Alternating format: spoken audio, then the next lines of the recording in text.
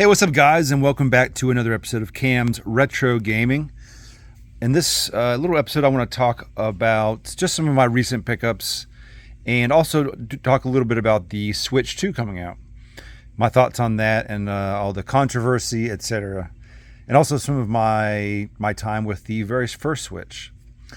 Okay, so most notably, I actually purchased this lot of two CDI controllers because I purchased a CDI at Goodwill, one of my most ridiculous Goodwill finds. This is almost 2 years ago now, and I kind of forgot about it. It sat in my closet. It worked, but I didn't have a controller, so I found some games, I guess about a month ago, and that prompted my interest in actually getting a controller to see if I could actually play the game. So I'm happy to report that I did, and I got two controllers. I purchased a lot of two, both untested as is, because who has a CDI around to test?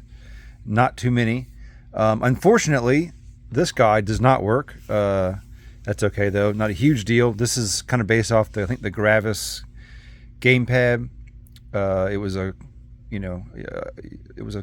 computer controller, a PC controller, so that was common to see that in the 90s, but fortunately the better of the two, this pad does work. So I'm happy to report I was able to test some games, and I tested a couple games on the CDI, and it works. It's not the best controller, but the CDI is very interesting. You could tell that it didn't really know what it was supposed to be. The mouse, it's almost like this is a mouse. It doesn't work like your typical gamepad. So it's weird, man. It's weird. I need to kind of get back into some of the other games and check them out, but I'm happy to have one that works. I did, do some soldering. On this guy, I opened it up and reflowed all the joints. Still just does not recognize it whatsoever. So I'll kind of maybe I'll have this as like look into fixing this or doing some repair somehow.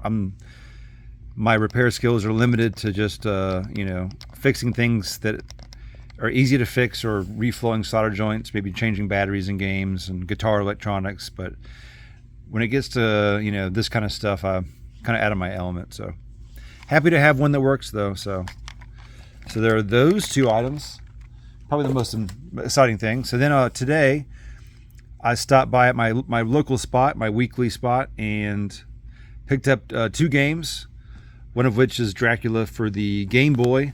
Now, I am trying to get the complete Game Boy set, like I mentioned in a couple of videos before. The Game Boy is my largest library. I think I have almost 400 games for it, and I'm doing this very slowly. It's really just for fun, because I just love the Game Boy. Collecting for it's fun, and these take up no space. So I got this for a pretty good deal for $9.99. And the original owner must have had a bunch of games, because they wrote Dracula on the side, which that stuff doesn't bother me at all. It's totally fine. And lastly, Time Crisis 3. Got this, I think I paid about what it goes for, but I do like my light gun games.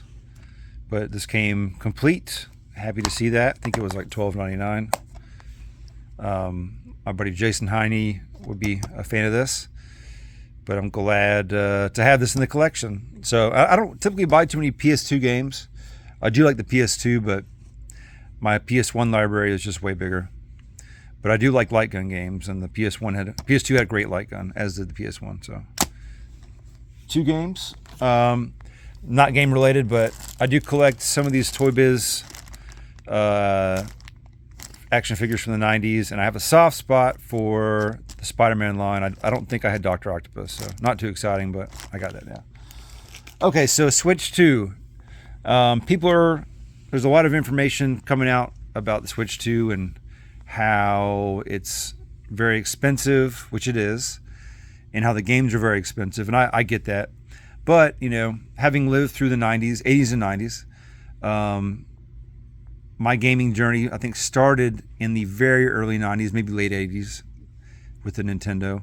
But when I was in middle school, the Super Nintendo was out, and I remember purchasing Breath of Fire 2, it must have been like $80 or $90, no joke. So I know people are upset with games being expensive, but believe me, I feel like we've had it really good for the last, two decades plus of games being, basically staying around the 50, 60 mark, 50, 60, 70, I guess.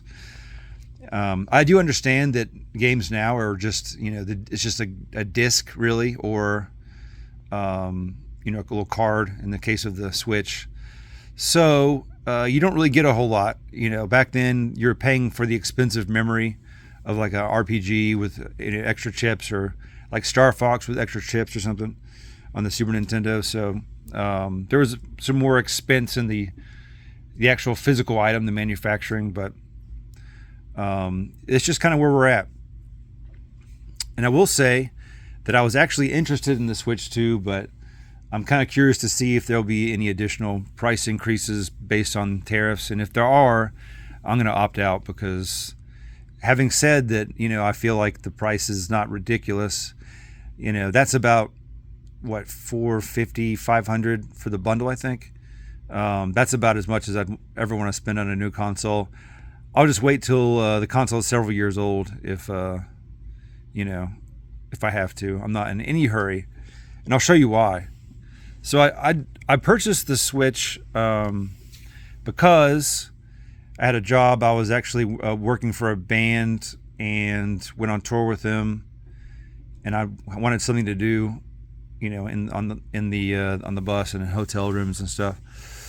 So I got a Switch, and that's the reason why. I probably wouldn't have purchased one otherwise. I'm not an early adopter. I'm a very late adopter. So I was probably about 1 or 2 years from being, the release of the Switch before I got mine.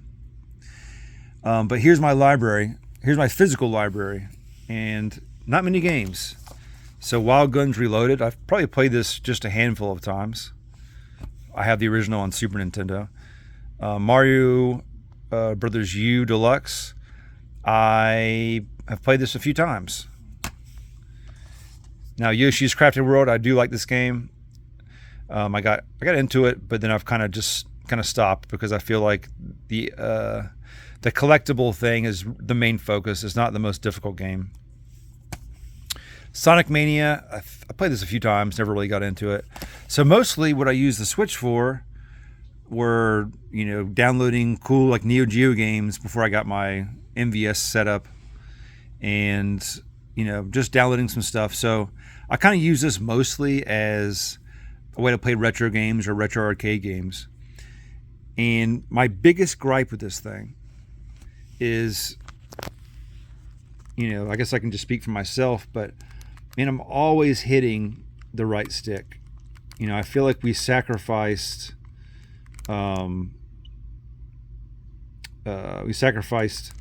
ergonomics for this kind of gimmick thing, where I'm never going to use the gimmicky stuff and have a buddy play.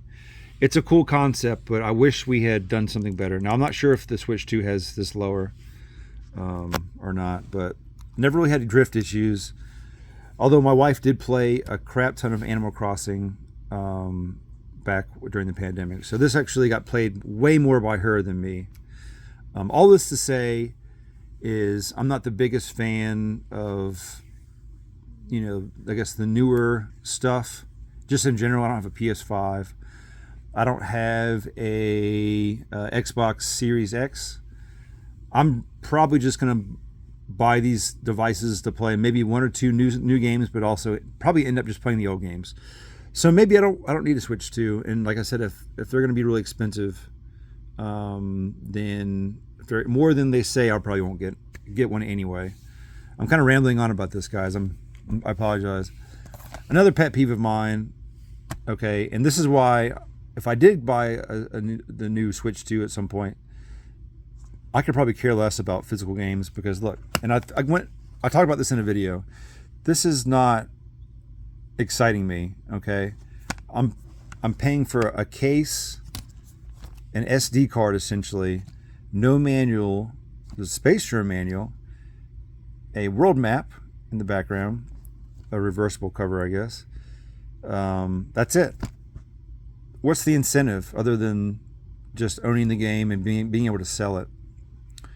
So anyway, I guess I will have to see and wait what happens with the Switch 2 as far as prices go, if they go any higher. And honestly, I may not get into the Switch 2, but it was kind of exciting. I got hyped up because I haven't been, like I said, current in a long time. Probably, geez, it's been a long time since I've had a console on launch day. I can't even think of the last one.